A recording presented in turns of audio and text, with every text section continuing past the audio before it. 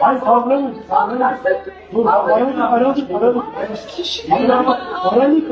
Aradık. Dur sen. Anne, nefes alıyor. Nefes alıyor. Dünya sakin. Ya Osman. Işık tuzağına. Osman.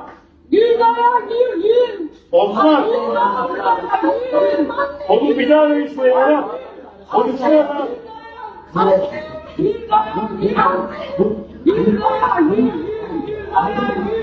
Nefes alıyor, yemin ederim. Dur tamam lan. Dur. Sakın. Hayır.